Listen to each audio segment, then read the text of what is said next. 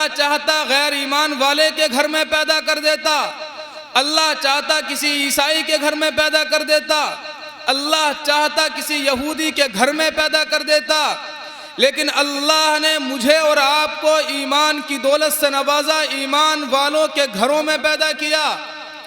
تو اس لیے ایمان والے کی شان اور پہچان یہ ہے کہ ایمان والا ہر وقت، ہر جگہ، ہر لمحے اپنے اللہ کو یاد کرتا رہے، اپنے اللہ کو کبھی نہ بھولے، اس لیے کہ اس پیارے اللہ نے، اس خالق کائنات نے مجھے اور آپ کو اتنے بڑے ملک میں چھانٹ کر ایمان والوں کے گھروں میں پیدا کیا ہے۔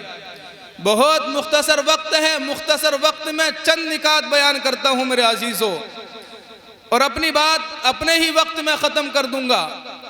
آج کے اس پرفتن دور میں، آج کے اس خطرناک حالات میں میری اور آپ کی آنکھیں کھل گئی ہیں، ہم اور آپ اپنی آنکھوں سے دیکھ رہے ہیں کہ ہمارے اوپر منڈلانے والا ظالم، ہمارے اوپر جس کو تسلط حاصل ہے وہ ظالم، آج اس نے یہ پلاننگ بنا لی ہے کہ انہی ایمان والوں کو، انہی اللہ کے ماننے والوں کو، اللہ کے چاہنے والوں کو، اللہ سے محبت کرنے والوں کو اس روئے زمین سے ہٹا دیا جائے، اس روئے زمین سے ختم کر دیا جائے۔ یہ آپ بھی جانتے ہیں، میں بھی جانتا ہوں، علماء بھی جانتے ہیں، ہم سب جانتے ہیں جس ملک میں رہتے ہیں، لیکن میرے عزیزوں، وہ مالک کائنات اللہ قرآن میں کہتا ہے، اے میرے بندو، اگر آپ یہ چاہتے ہو کہ تمہارے حالات بدلے جائیں اور تمہاری زندگیوں میں سکون آ جائے، اور تم چاہتے ہو کہ ظالم تم پر سے ظلم کو ہٹا لے، ظالم تمہارے اوپر سے نگاہوں کو ہٹا لے، تو آپ کو اور مجھے اپنی ذات میں غور کرنا ہے کہ کہیں نہ کہیں ہم سے اس خالق کائنات کی نافرمانی ہو رہی ہے، کہیں نہ کہیں ہم سے اس اللہ کی نافرمانی ہو رہی ہے، کہیں نہ کہیں ہم اس اللہ کو بھول چکے ہیں۔ اللہ قرآن میں یہی ارشاد فرماتا ہے، ان اللہ لا یغیر ما بقوم حتی یغیروا ما بانفسہم۔ شاعر نے یوں بیان کیا ہے، خدا نے آج تک اس قوم کی حالت نہیں بدلی، نہ ہو جس کو خیال خود اپنی حالت کے بدلنے کا۔ آپ اور ہم اللہ کا نام لیتے ہیں، ہم سے پہلے 1400 سال پہلے اللہ کے نبی دنیا میں آئے، آپ کے چاہنے والے صحابہ بہت کم تھے، چھوٹی سی تعداد تھی، بہت تھوڑے سے لوگ تھے۔ اللہ سے ایسا عشق تھا، اللہ سے ایسی محبت تھی کہ اللہ کے لیے لڑتے، اللہ کے پیغام کو بلند کرنے کے لیے اپنی جانوں کی پرواہ نہیں کرتے۔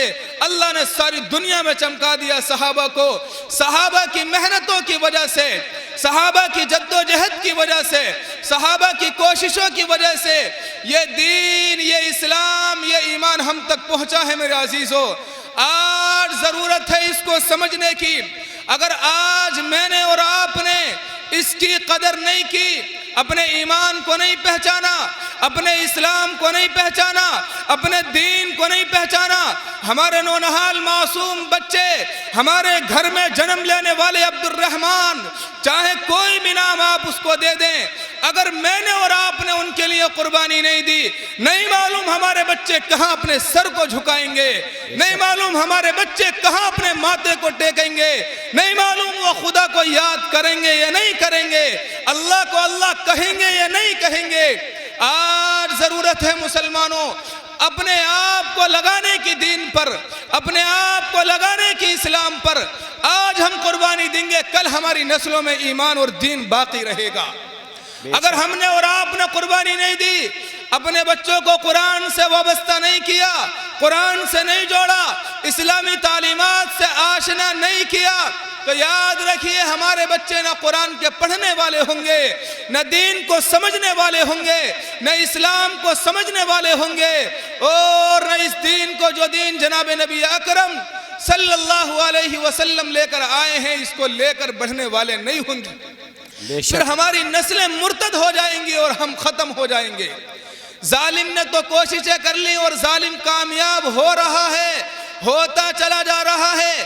اکابر موجود، آپ مجھ سے زیادہ انٹرنیٹ کا استعمال کرتے ہیں، آپ اپنے ملک کی ہسٹری کو پڑھیے، آپ پڑھ لیے پارلیمنٹ کے اندر کیا ہو رہا ہے، آپ پڑھیے ظالم طاقتیں ہمارے خلاف کیا منصوبے بنا رہی ہیں، آپ پڑھیے ظالموں کو اور پھر سمجھیے اپنے آپ کو کہ میرا وقت، میری زندگی، میرے یہ لمحات کہاں گزر رہے ہیں۔ ہم یوں ہی غفلت میں اپنی زندگی کو گزار رہے ہیں، نہ ہمارے دل میں اللہ کا خوف ہے، نہ ہمارے دل میں سچ معنی میں عشق نبی ہے۔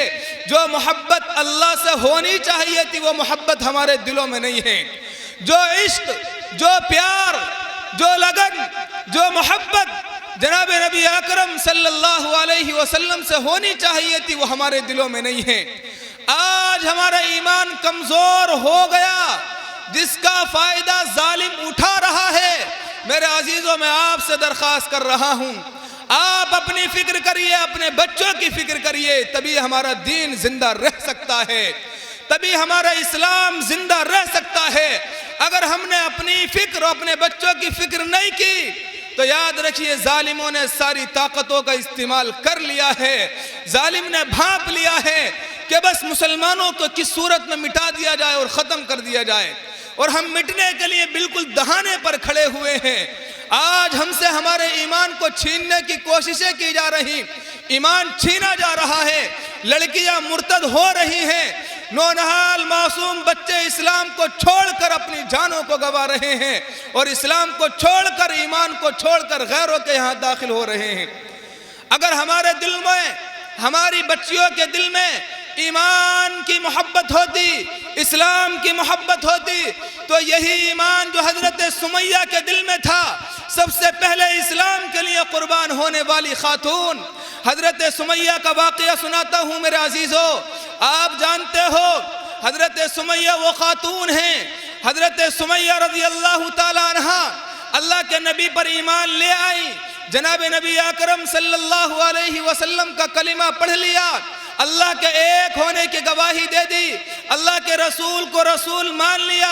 ادھر ابو جہل کو پتہ چلتا ہے، ابو جہل کو جیسے ہی پتہ چلا ابھی اسلام کے ماننے والے کم ہیں، بہت تھوڑی تعداد میں ہیں، ابو جہل نے حضرت سمیہ کو بیچ چوراہے پر بلایا، کھڑا کر دیا، دونوں ٹانگوں کو اونٹوں سے باندھ دیا، اور اس ظالم نے حضرت سمیہ سے یہ کہا، اے سمیہ، اگر تو یہ کہہ دے کہ میں اس اللہ کو نہیں مانتی، میں جناب نبی اکرم صلی اللہ علیہ وسلم کو نہیں مانتی، میں ابو جہل کو مانتی ہوں، ابو جہل کے بتوں کو مانتی ہوں، ہم تمہیں آزاد کر دیں گے، ہم تمہیں عزت دیں گے، ہم تمہیں شہرت دیں گے، ہم تمہیں مال دیں گے۔ حضرت سمیہ پر قربان جائیے میرے عزیزو، قربان جائیے اس خاتون جنت پر جو اسلام کے نام پر سب سے پہلے جان دینے والی تھی، اسلام کے لیے اپنے آپ کو قربان کرنے والی تھی۔ آج ضرورت ہے اسی اسلام کی، آج ضرورت ہے اسی ایمان کی، ہمارے دلوں میں اسی مضبوط ایمان کی ضرورت ہے جو حضرت سمیہ کے دل میں تھا۔ اس لیے کہ آج کے جلسے میں خواتین یہاں حاضر ہیں، خواتین موجود ہیں۔ حضرت سمیہ نے ابو جہل کو دیکھا اور ہنس پڑی اور کہا، اے ابو جہل، تو جانتا نہیں جس نبی پر میں ایمان لے آئی، صبح قیامت تک اور جب تک میرے جسم میں جان باقی ہے میں نبی کے دامن کو نہیں چھوڑ سکتی، اپنی جان دے سکتی ہوں۔